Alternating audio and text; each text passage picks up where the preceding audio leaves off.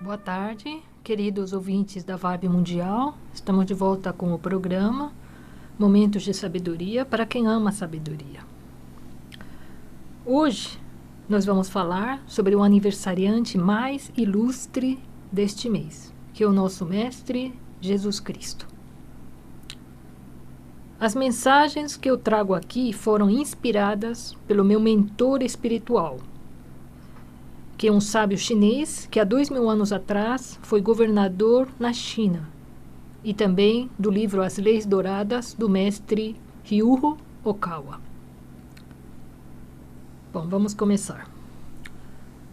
No livro de João, capítulo 1, está escrito: No princípio era o Verbo estava com Deus, o Verbo era Deus. Ele estava no princípio com Deus. E todas as coisas foram feitas por ele, e sem ele, nada do que foi feito se fez. Traduzindo, Jesus é a palavra que encarnou e habitou entre nós. A Bíblia é o próprio Jesus encarnado aqui na Terra. Toda a Bíblia, ela se refere a ele. A Bíblia é o resumo das lições de vida que o Mestre deixou para nós. Ele foi criado igual a nós e passou pelas mesmas coisas que estamos passando até chegar aonde ele está. Nós vivemos na terceira dimensão. Jesus, Buda, Moisés e Confúcio são seres da nona dimensão. Então existe uma distância muito grande entre ele e nós. Jesus é o nosso irmão mais velho. Por isso que a Bíblia fala, Jesus é o primogênito da criação. É o espírito mais velho que pisou na terra. E é também o encarregado, o governador do planeta Terra. Basta você observar bem, todos os países onde a maioria das pessoas não é cristã, vive com grandes problemas, né? De guerras, né? De tragédias, desastres naturais, terremotos, né? Quem não acredita em Jesus, Jesus não pode protegê-lo, né? Porque Deus existe só para quem acredita nele. Então, se a pessoa não acredita em Jesus, Jesus não pode proteger. E só Jesus pode proteger porque ele é o encarregado da terra. É bem assim. Há 4,5 bilhões de anos, quando a Terra foi criada, Jesus já era um espírito de altíssimo nível evolutivo.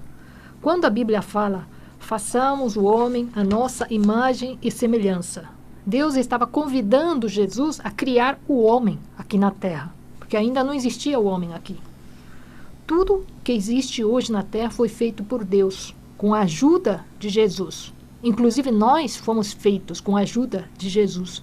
Por isso que a Bíblia fala que Deus fez todas as coisas através da palavra. E a palavra é Jesus, né?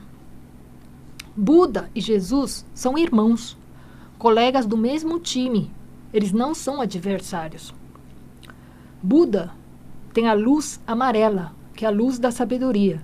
E Jesus tem a luz branca, que é a luz do amor. Vocês sabem por que todos os trabalhadores que trabalham na área da saúde e os terapeutas se vestem de branco? Porque todas as formas de cura e terapia que existem na Terra provêm dos ensinamentos de Jesus, que é a luz branca. Jesus tem o poder de consertar o nosso corpo melhor do que ninguém, porque foi ele que criou. Por que é tão difícil entendermos a Bíblia? Porque a Bíblia foi escrita por homens, sob inspiração de espíritos elevados. O que significa? Foi escrito pelo Espírito Santo, espíritos mais elevados. Ela foi escrita na linguagem dos anjos, que são seres da 7ª dimensão. Por isso que nós, que somos seres da terceira dimensão, não conseguimos entender, porque a língua é diferente. Somente os anjos, que são seres da sétima dimensão, podem interpretar a Bíblia corretamente.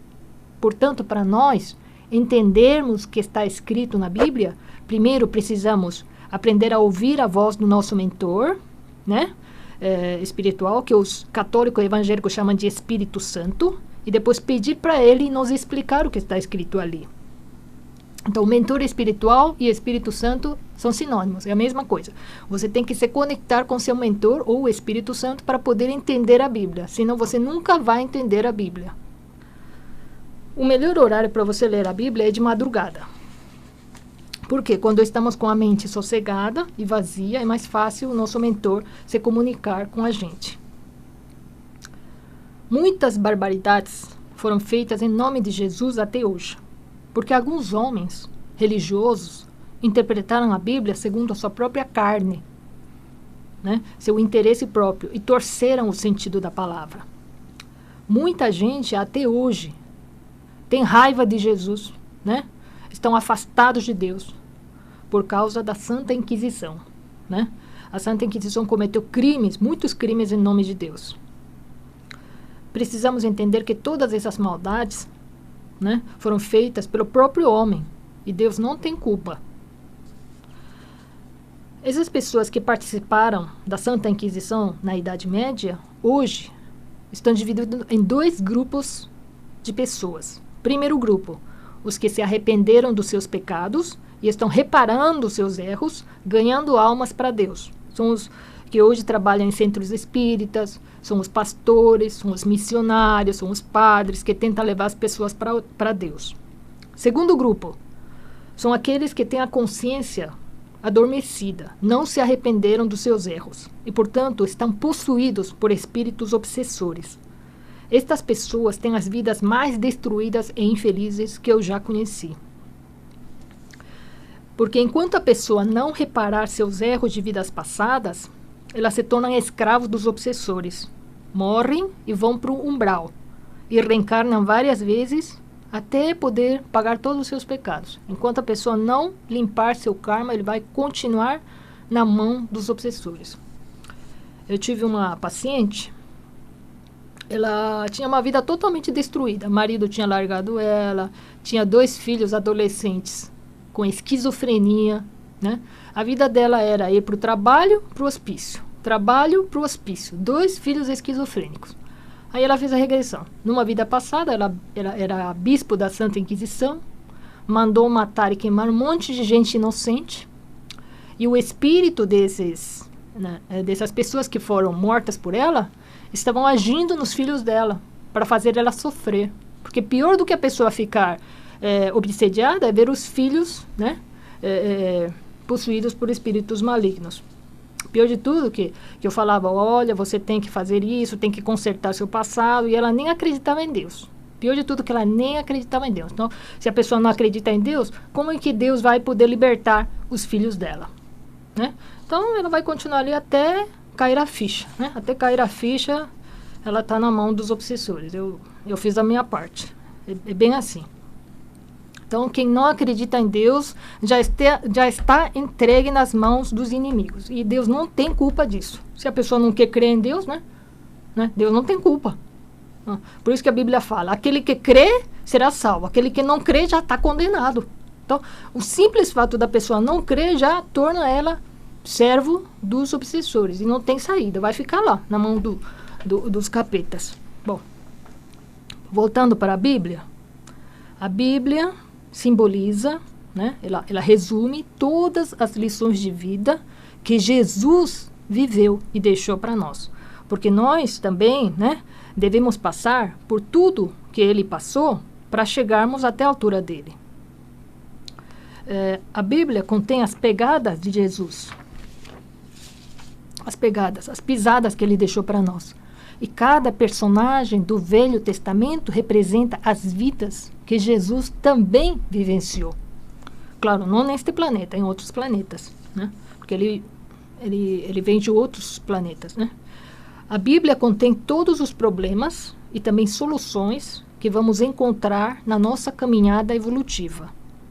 Todos precisamos reencarnar milhares de vezes até chegarmos ao nível de santos, anjos e arcanjos. E acima dos arcanjos tem o quê? Jesus, Buda, Confúcio, Moisés. Então é uma longa caminhada. Longa caminhada. De acordo com o mestre Okawa, no seu livro As Leis Douradas, Jesus é um espírito elevado proveniente de outra galáxia, a constelação de Sagitário. Jesus já reencarnou várias vezes na Terra. Na primeira vez, ele reencarnou como Agacha, há 10.000 anos atrás, na Atlântida. Era um príncipe e líder religioso ao mesmo tempo, e pregava o amor. Como a doutrina dele contrariava interesses de poderosos, ele foi preso e enterrado vivo em praça pública. Há 8.000 anos atrás, Jesus também reencarnou, como Krishna, na Índia, e é considerado até hoje como uma encarnação viva de Deus. Há 4.000 anos atrás, ele reencarnou como Clário, no Egito. E há 2.000 anos atrás, como Jesus, em Israel. Quando Jesus esteve aqui, o Buda foi seu mentor espiritual. E quando o Buda esteve aqui, Jesus foi seu mentor espiritual. Então, eles são colegas, na verdade, né? Eles não são inimigos. A Bíblia não conta, né, aonde que Jesus esteve dos 13 aos 30 anos de idade. Mas o mestre Okawa desvendou esse mistério através de mensagens que ele recebeu do plano superior, de espíritos mais elevados. De acordo com o mestre Okawa, quando Jesus tinha 13 anos, ele foi levado por um jovem sacerdote essênio para o Egito, onde estudou por 1 ano as várias religiões existentes. Aos 16 anos, um grupo formado por sacerdotes levou-o para uma viagem para a Índia, onde Jesus aprendeu a meditar com técnicas de yoga e estudou várias escrituras budistas. Ele estudou o budismo. Nessa viagem, ele aprendeu a realizar fenômenos físicos através da força do pensamento e o domínio da força da oração. Na Índia, Jesus estudou sob orientação de um místico chamado Manitula, que o ensinou a produzir peixe e pão a partir do ar, né? Uma técnica chamada materialização. Ao todo, ele estudou na Índia por 18 meses.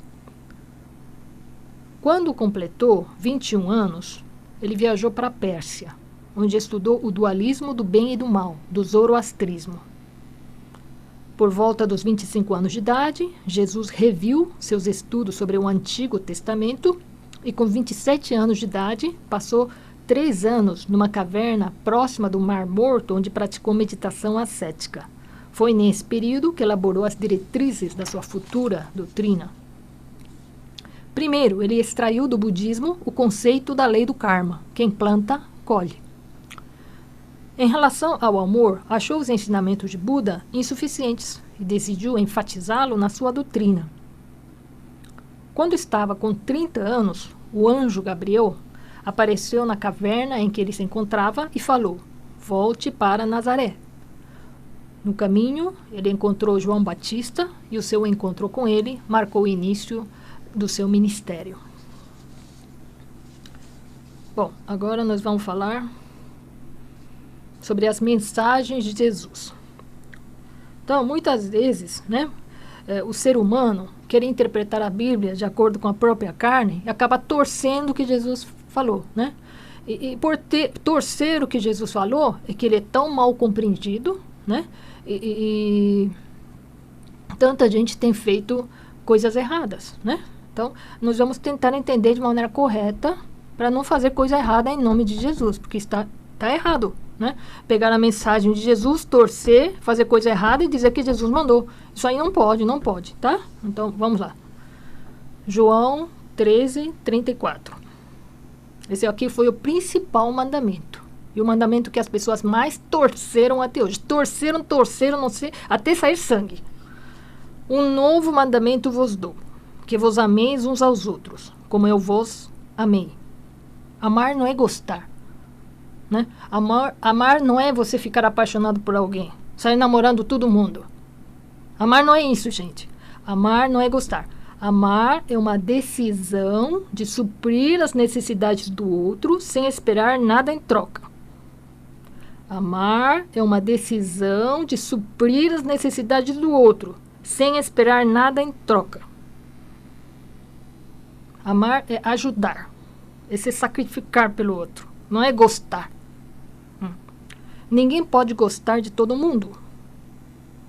Nem Jesus gostava de todo mundo. Ele não gostava, por exemplo, de fariseus e escribas, porque eles eram hipócritas e falsos.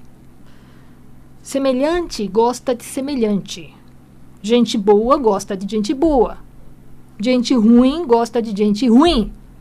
Gente má gosta de gente má. Então, é impossível você gostar de todo mundo. E se você dizer que você gosta de todo mundo, alguma coisa está errada. Alguma coisa não está certa aí. Amar é ajudar. Dar seu tempo, dinheiro, se sacrificar, querer bem. Mas por que Jesus mandou que amássemos uns aos outros? Jesus queria nos usar? Ele queria nos explorar? Nos tornar escravos dele? Não. Ele mandou ajudar o próximo por nosso próprio bem. Porque quando o indivíduo não ajuda o outro, ele não evolui. Existe um ponto na evolução humana que você só evolui quando ajuda o outro, interagindo com o outro. Quando fazemos terapia de vidas passadas, descobrimos que indivíduos que viveram muitas vidas passadas, isolados da sociedade, não conseguem evoluir espiritualmente, materialmente, intelectualmente, nem emocionalmente, e reencarnam como autistas.